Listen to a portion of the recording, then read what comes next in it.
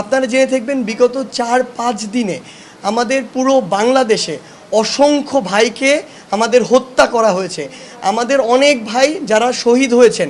তাছাড়া আমরা দেখেছি পুরো বাংলাদেশে শিক্ষা প্রতিষ্ঠানে হোক, বিশ্ববিদ্যালয় হোক, রাজপথে হোক, আমাদের অসংখ্য ভাই বোনকে অত্যাচার করা হয়েছে, নির্যাতন করা হয়েছে, হামলা করা হয়েছে, তাদের বিরুদ্ধে মামলা দেওয়া হয়েছে, তুলে নেওয়া হয়েছে।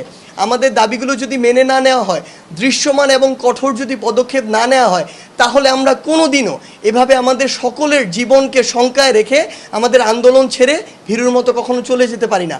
আচ্ছা, আপনারা আজকে হাইকোর্টের রায়ের পরে সারাদিনই আসলে আমাদেরকে ফোন দিয়েছেন, কিন্তু এটাই সত্যি যে যখন থেকে আমাদের একজন সমন্বয়ককে আসলে তুলে নিয়ে যাওয়া হয় এবং তার উপরে নির্যাতন করা হয়, তাকে আমরা যখন খুঁজে না পাই, তখন আমরা প্রত্যেকজন সমন্বয়ক আসলে জীবনের নিরাপত্তাহীনতায় ভুগি। আমরা ফোন অফ করে রাখি, আমরা যে জায়গায় থাকি এটা আসলে আমরা কাউকে জানাই না।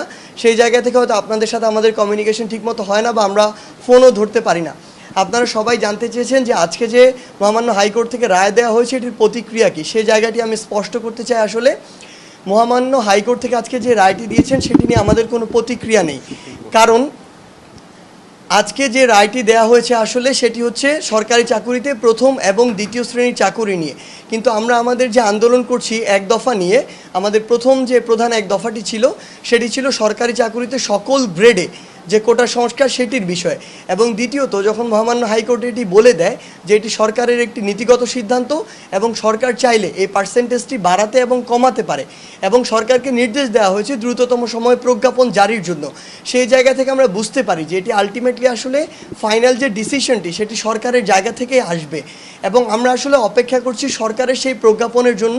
প্রজ্ঞাপনটি যখন আসবে তখন সেটিতে সকল গ্রেড রাখা হচ্ছে কিনা এবং ফাইনালি কত পার্সেন্ট রাখা হচ্ছে সেটা দেখে আমরা বলতে পারবো যে আমাদের আসলে প্রতিক্রিয়াটি কি, এটি পজিটিভ প্রতিক্রিয়া হচ্ছে নাকি নেগেটিভ হচ্ছে। আর আমাদের আন্দোলনের অ্যাকচুয়ালি দ্বিতীয় আরেকটি লেয়ার রয়েছে, যেটি এখন আমাদের এই কোটা সংস্কার আন্দোলন আসলে কোটা সংস্কারের মধ্যে সীমাবদ্ধ নেই। আপনারা জেনে থাকবেন বিগত 4-5 দিনে আমাদের পুরো বাংলাদেশে অসংখ্য ভাইকে আমাদের হত্যা করা হয়েছে। আমাদের অনেক ভাই যারা শহীদ হয়েছেন। তাছাড়া আমরা দেখেছি পুরো বাংলাদেশে শিক্ষা প্রতিষ্ঠানে হোক, বিশ্ববিদ্যালয় হোক, রাজপথে হোক, আমাদের অসংখ্য ভাই বোনকে অত্যাচার করা হয়েছে, নির্যাতন করা হয়েছে, হামলা করা হয়েছে, তাদের বিরুদ্ধে মামলা দেওয়া হয়েছে, তুলে নেওয়া হয়েছে।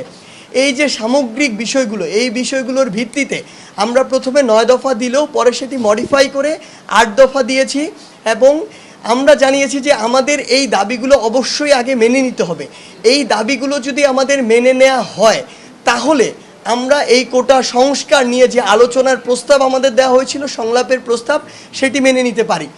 আমাদের জায়গা থেকে একদম স্পষ্ট কথা, এই বিষয়গুলোর উপরে ভিত্তি করে আমাদের ওই 8টি দাবির পক্ষে গিয়ে যদি ওই যৌক্তিক এবং বাস্তবসম্মত যে স্টেপগুলো সেগুলো না নেওয়া হয়, আমাদের দাবিগুলো যদি মেনে না নেওয়া হয়, দৃশ্যমান এবং কঠোর যদি পদক্ষেপ না নেওয়া হয়, তাহলে আমরা কোনো দিনও এভাবে আমাদের সকলের জীবনকে শঙ্কায় রেখে আমাদের আন্দোলন ছেড়ে ভীরুর মতো কখনো চলে যেতে পারি না।